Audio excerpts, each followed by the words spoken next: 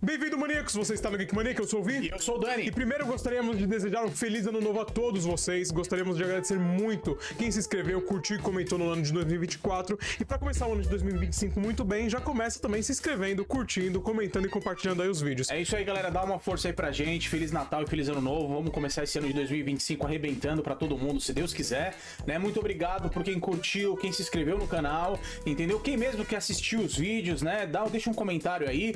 E vamos trazer o que hoje? Hoje a gente vai falar de vampiro. Sai da frente, Satanás!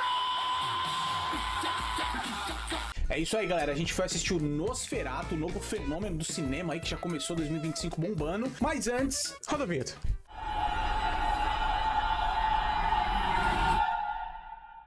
Nosferatu.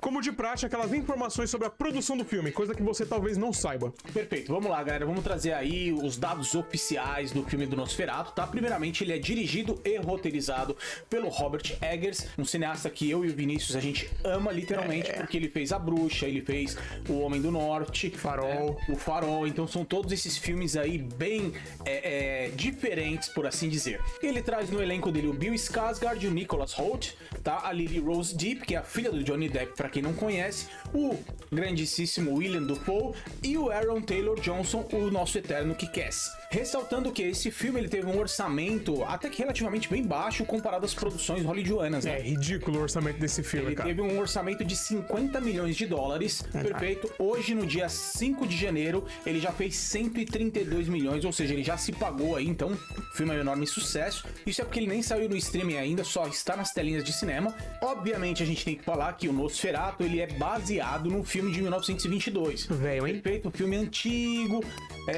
filme alemão, pra quem não assistiu o filme, tá? Aconselho que você assista. Ele é um filme em preto e branco, não há diálogos no filme, apenas as expressões faciais, e é um filme literalmente incrível. Quem não assistiu, deve assistir. Porém, tanto o Nosferatu de 1922 quanto esse Nosferatu agora, do Robert Eggers de 2024, eles obviamente são baseados no Drácula do Bram Stoker, perfeito? Que é um dos meus livros favoritos e do Vi também. É o meu livro favorito, é incrível. Conta pra nós aí o que você achou. Primeiro, pra descrever esse filme, eu tenho que falar o quão genial é o Robert Eggers, porque se você já viu os filmes dele, você sabe que ele tem uma paleta única. Sim. E pra mim, os pontos fortes desse filme é a paleta de cor, porque é um filme de vampiro, obviamente é um filme de terror, então tem muitas cenas no escuro, porém ele tem um detalhezinho que as cenas de escuridão dele, ele tem a mania de colocar em preto e branco, então dá a impressão que a cena é escura, mas nós, como espectadores, conseguimos ver todos os detalhes da cena, sem ser aquele escuro que você não vê nada, só o protagonista. É um detalhe que eu gosto muito, é extremamente importante nesse filme.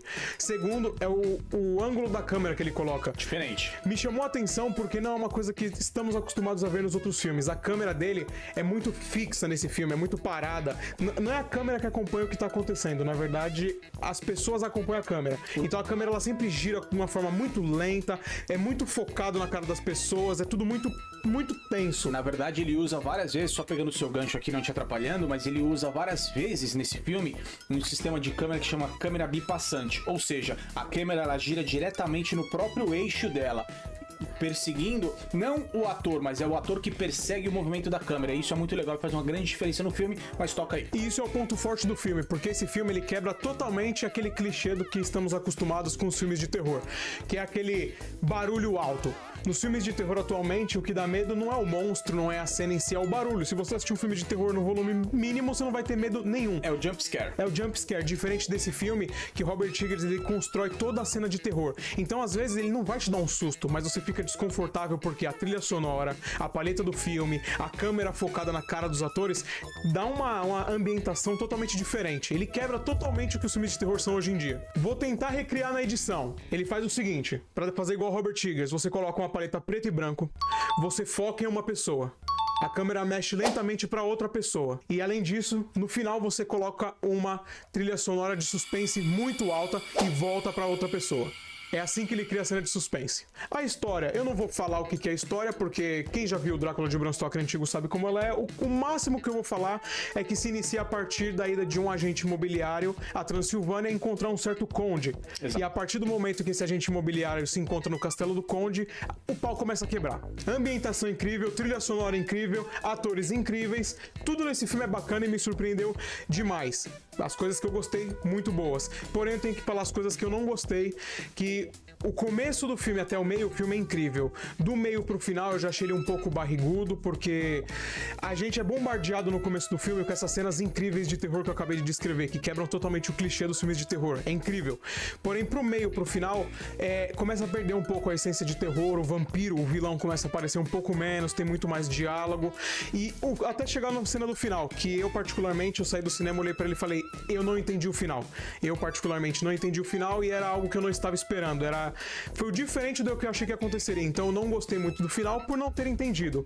E o meio eu achei um pouco barrigudo. Mas isso deixa o filme ruim? Não deixa o filme ruim. É um ótimo filme, porém são pontos que eu achei negativo no filme. E se você me perguntar se vale a pena ou não assistir, vale muito a pena, principalmente se você for um amante dos filmes de terror. Então vá, assista, porque é um filme fora da caixinha, principalmente em questão de filme de terror.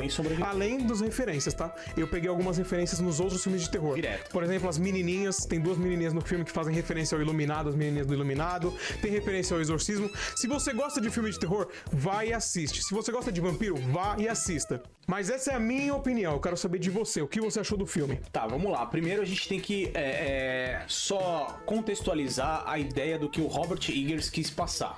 Ele, obviamente, ele cria sempre uma atmosfera muito bonita nos filmes dele. Por quê? Porque ele é uma pessoa muito perfeccionista e detalhista. Isso a gente consegue visualizar tanto nos filmes da Bruxa quanto no The Northman, o Farol, ressaltando que o William Dafoe praticamente está em todas ali, né? E ele também rouba a cena nesse filme, mas a gente vai falar um pouquinho dele mais pra frente. Vamos falar então primeiro do protagonista do filme, que não é só o Conde Orlok, que é protagonizado pelo Bill Skarsgård, mas sim a ambientação e a atmosfera que o Robert Eggers cria no Nosferatu, tá? Ou seja, ele consegue trazer aquela ideologia, aquela claustrofobia que se tem no primeiro filme de 1922, em que os personagens não precisavam falar absolutamente nada pra colocar um horror em você. Mas não só um horror porque você tá vendo como telespectador, mas um horror psicológico, porque tudo é claustrofóbico. Tudo é sem vida, entendeu? A atmosfera que ele cria é tão rica e tão sem vida ao mesmo tempo, que é coisa linda de se ver. Uma das cenas mais bonitas, por exemplo, quando o Thomas chega ali próximo da Romênia, no castelo do Conde, né? E ele encontra uma cidade ali de romenos. Cara, a construção de toda a mitologia, de toda a religiosidade, espiritismo que se tem ali, é uma das cenas mais importantes do filme, uma das mais bonitas também, se você me concorda. É verdade. Ressaltando que ele usou um castelo de verdade pra fazer toda a atmosfera do filme, então tudo é criado pra deixar você, como telespectador, desconfortável. Várias vezes eu me pegava no filme dizendo assim, peraí, daqui ele não sai vivo. Não é possível que ele saia daí vivo, entendeu? As estradas, até a ambientação, quando você tem um plano mais aberto, sempre nós temos muita bruma, muita falta de cor, sempre, obviamente, remetendo lá ao Nosferatu de 1922. Então a atmosfera que ele cria é literalmente fantástica. Ponto 2, a gente aí temos que falar, obviamente, do Nosferatu. A figura do Nosferatu nada mais é, nada menos, gente, do que o Drácula, né? Obviamente, utilizando um outro nome, porque em 1922 não foi disponibilizado os direitos do Drácula de Bram Stoker para criar, baseado na obra. Então, nós temos o Conde Orlok, que é interpretado pelos Bill Skarsgård. E aí é onde você começa a ver que o filme ele é muito mais do que só a atmosfera. Porque a atmosfera ela é complementada também por esse monstro icônico. E cara, e quando ele entra na tela, o Nosferatu, você para quase de respirar. Por quê? Porque literalmente eles desconstruíram toda essa nova mitologia contemporânea do vampiro, o vampiro bonito, ou o vampiro a lá entrevista com o vampiro, o vampiro a lá entrevista... Não, ele colocou o vampiro como sendo apenas um monstro. Detalhe, um monstro sem alma, e que todo o movimento que o Bill Skarsgård faz na pele do Conde Orlok, ele faz para aterrorizar não só o outro protagonista, o outro personagem. o outro personagem, mas pra aterrorizar quem tá assistindo o filme. Então você cria um ambiente, uma atmosfera completamente repleta de horror. E não é só um horror visual, é um horror psicológico. Você fica tenso com a cena do filme. E detalhe que isso é durante o filme inteiro, praticamente. O filme tem 2 horas e 12 minutos. É um filme excessivamente longo em alguns momentos. Porém, basta dizer uma coisa: não é um filme apenas de terror. Ele é um filme de horror em que vai te prender. É como se você tivesse um jump scare de 2 horas. Porque a todo momento você fica extasiado, você fica esperando alguma coisa acontecer. O ambiente, o Robert Eggers, obviamente, eu sou muito fã dele, da forma que ele usa a habilidade dele cinematográfica, a habilidade de diretor dele. Por quê? Porque ele consegue, com uma cena escura, você consegue ver mais detalhes, talvez, que se a cena tivesse clara.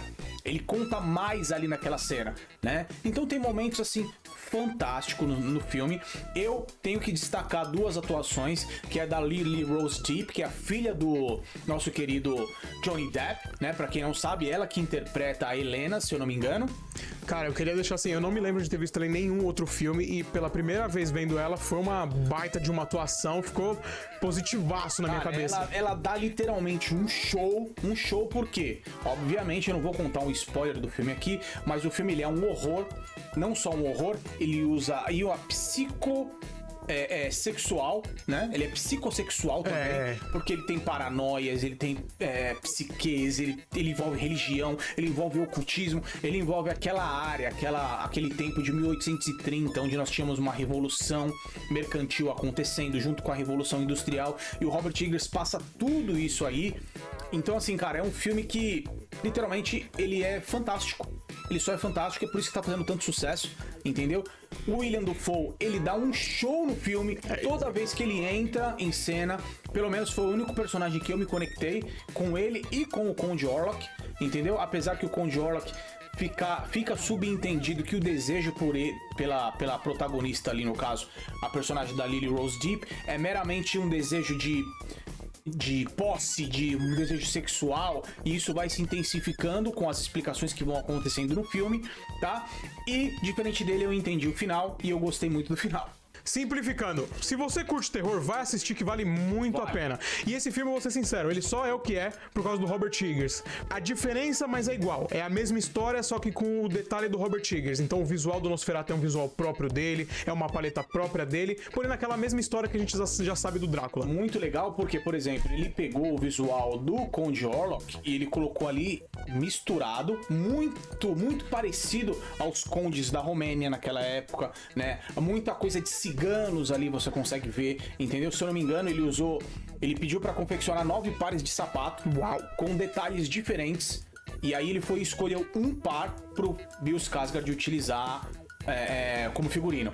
Então, assim, são esses detalhes que fazem do filme do Nosferatu um filme incrível. Obviamente as atuações são fantásticas, é um elenco milionário, é um elenco assim, de talento pra caramba, juntamente com o que você falou. Se fosse outro diretor, talvez não ficaria tão bom, e esse filme ele tinha tudo pra dar errado.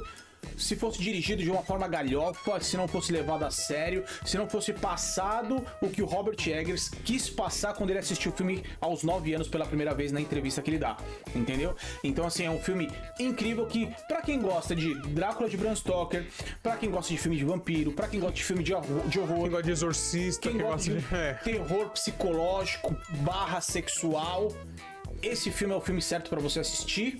Vale muito a pena e são 2 horas e 12 minutos que você vai sair do cinema assim, falando, curti esse filme.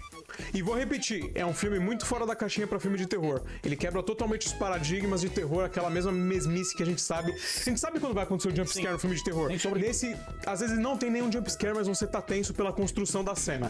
Só a atmosfera que ele cria, você já fica aterrorizado. Você fica tenso o filme inteiro, cara. Toda hora, porque você acha que vai acontecer alguma coisa, você acha que o Conde vai sair de algum lugar, você acha que alguém vai ser possuído por alguma coisa. Então envolve não só o Conde, a atmosfera, envolve um misticismo muito maior, obviamente detalhado com uma palheta, um áudio, uma trilha sonora fantástica. Aquele preto e branco do diretor é genial, cara. É fantástico. Vá e assista. Mas aí, maníacos, gosta de vampiro, gosta do Drácula, assistiu Nosferatu, vai assistir, coloca aí a sua opinião sobre esse filme. Além disso, não se esqueça de novo de compartilhar, se inscrever, curtir e comentar. É isso aí, galera. Faz o que ele pediu, compartilha, se inscreve no canal, dá uma força aí pra gente e Aí eu falo roda a vinheta. Até a próxima. Até a próxima, galera. Confunde. Ano novo.